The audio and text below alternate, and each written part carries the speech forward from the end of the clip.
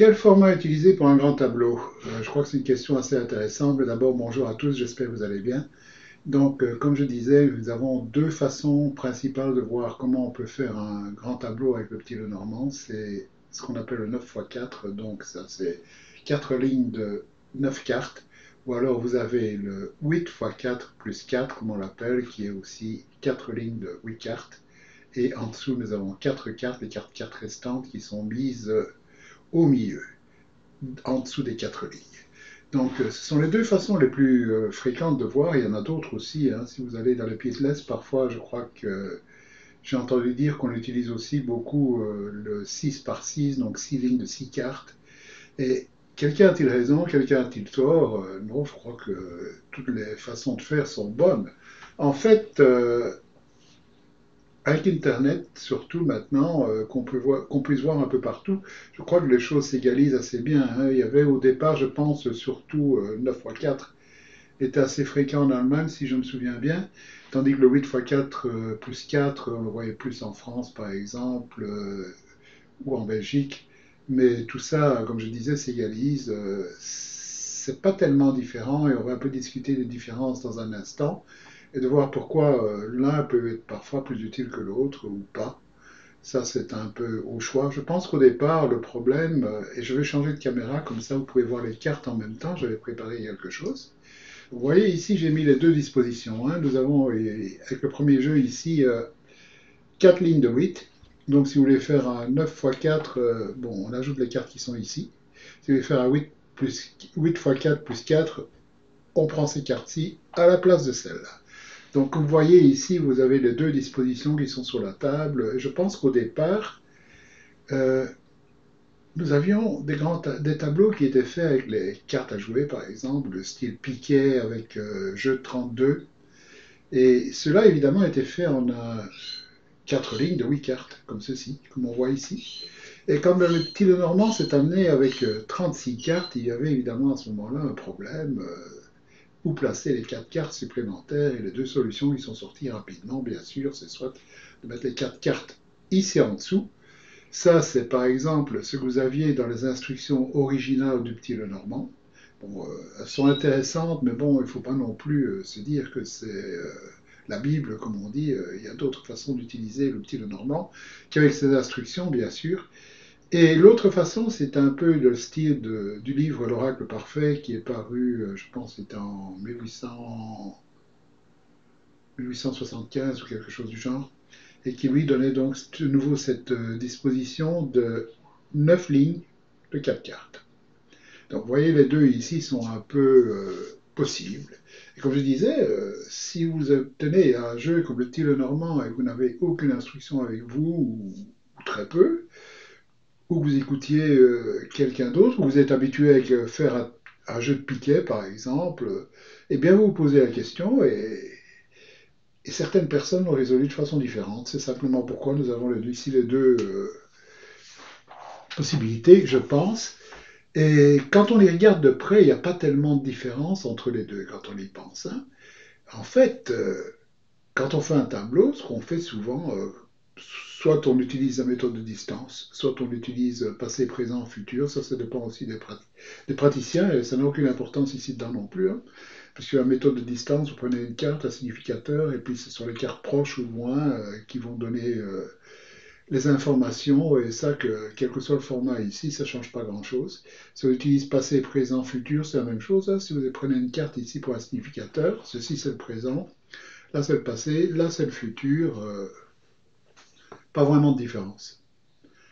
Si on regarde un peu les informations qu'on essaie toujours de faire un petit peu au début d'un grand tableau, par exemple, la plupart du temps, la plupart des praticiens regardent les trois premières cartes, par exemple, pour avoir un premier message. Alors, vous voyez, quelle que soit la forme ici, message est le même, pas de problème. Ce qu'on regarde souvent aussi, ce sont les coins, pour avoir les influences autour d'un grand tableau. Alors, si vous avez un 8 x 4 plus 4, bon, les influences sont bien sûr les 4 coins. Si vous avez un 9 x 4 plus 4, les influences, bon, ce sont les coins ici. Nous avons deux coins qui sont différents parce que, bon, on a mis les cartes différemment. Mais le principe est exactement le même. Nous regardons les quatre coins et c'est tout. Si nous regardons les cartes du milieu, pour avoir un point central, donc c'est le point focal du tableau, si on veut, donc les choses qui sont importantes, si on prend un 8 x 4, plus 4, nous avons les deux cartes du milieu qui sont ici. Si on prend un 9 x 4, les deux cartes du milieu sont sur la cinquième du rangée, vous avez deux cartes ici, qui sont parfaitement au milieu, ils font le même rôle, le même office que les deux cartes que nous avions ici, avec le 8 x 4 plus 4. Comme vous voyez, il n'y a pas vraiment de différence entre les deux. La façon d'utiliser est exactement la même. La seule différence qui se passe, ce sont les quatre cartes du bas, qui elles sont souvent considérées un petit peu comme, je ne sais pas, suivant aussi les praticiens, ça change. Ça peut être la leçon à retenir du tableau, si on veut, d'autres l'appellent la ligne de destinée, donc ce qui reste, si on veut, si le tableau s'est joué, etc. Et ça, c'est quelque chose qu'on ne trouve pas facilement dans le 9 x 4, parce que bien sûr, comme il est carré, rectangulaire, pardon, il n'y a pas vraiment ces quatre cartes qui ressortent, hein. Alors certaines personnes utilisent pour ceci les quatre cartes du milieu pour qu'ils reprennent comme étant, si on veut, la leçon qui reste après. Donc de la même façon qu'on avait les cartes ici. Ça, c'est une façon de faire, ou alors on ne les utilise pas du tout, hein. Et il m'arrive souvent, quand je fais un grand tableau, de ne même pas m'occuper de ces quatre cartes-là et de les considérer qu'elles font partie du tableau comme le reste, hein. C'est juste une ligne qui est plus courte, donc qui donne un peu moins d'informations que là-bas, et puis c'est tout. Il n'est pas vraiment nécessaire de faire cette leçon qui ressort après. Je pense que si on fait un grand tableau et qu'on a vraiment retiré toute l'information qu'il faut, ceci n'est pas vraiment nécessaire. Pas vraiment nécessaire de voir ce qui reste après le grand tableau. Ce qui est le plus intéressant, c'est vraiment de développer un petit peu tout ce qui est à l'intérieur d'abord. Donc vous voyez, il n'y a pas tellement de différence à ce niveau-ci. Et bon, en général, personnellement, je fais cette forme-ci, le 8 x 4 plus 4, parce que bon, c'est mon habitude, et quand je regarde les cartes, je vois directement les maisons telles qu'elles se mettent, etc. Il n'y a pas besoin de réfléchir, c'est dans mon esprit. Mais ça m'arrive aussi parfois de faire l'autre, et je pense de plus en plus y passer pour certaines choses. Je connais des gens qui utilisent cette forme, qui sont extrêmement réputés dans le monde de la cartomancie, et ils se débrouillent très bien avec cette forme aussi. Il n'y a aucun problème. La chose pour laquelle j'ai envie parfois de le faire, c'est le fait que si on fait des tirages par vidéo, par exemple, ceci, le 8 x 4 plus 4 est une forme extrêmement carrée, hein, qui ne se met pas toujours bien vis-à-vis des caméras modernes, etc.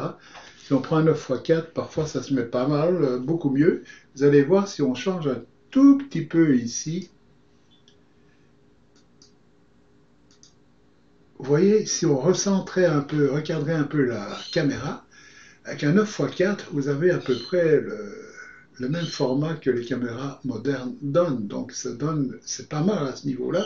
Point de vue présentation sur un écran, par exemple, ça peut donner beaucoup mieux.